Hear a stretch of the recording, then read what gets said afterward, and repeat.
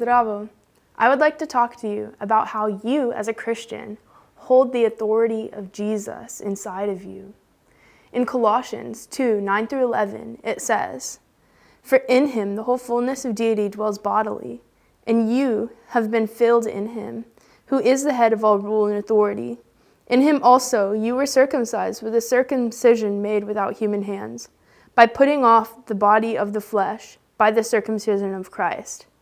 Now, Jesus gave us his authority because he lives inside of us and set us apart for himself. Now, I want you to take away two things out of this passage. One, we are filled with Jesus. And two, the circumcision talked about here, the one made without human hands, is an example of being set apart and cut away from our old self. We're set apart for Christ. Now, we are his and we live in him. And when we recognize this, we come under his protection by being obedient to his word and being obedient and in that relationship with Jesus. Now, this is such beautiful news, and it should make us so desperate for Jesus. Because in Matthew 7:28-29, it says, it gives us an example of what Jesus' authority looks like.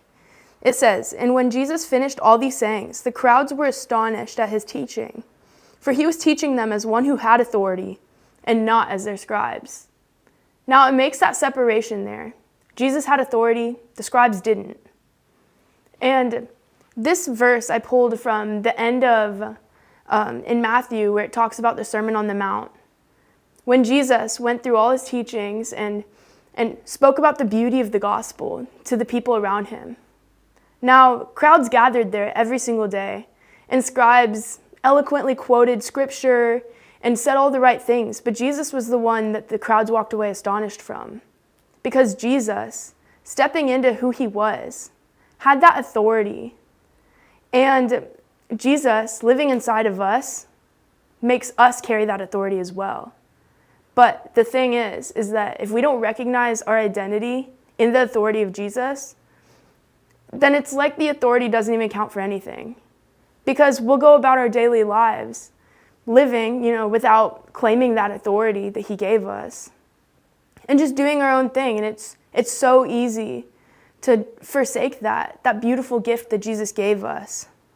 So, first off, we should get really excited that we have this authority. Because things like this, they only come from Jesus. It's such a good thing. And it helps us to just tell the devil to flee, and he will. Now, I love getting to live in Jesus' identity and his authority. And that means that I need to claim that identity for myself. I need to claim that and speak that over myself, even when I don't feel like, even if I don't feel like it's there.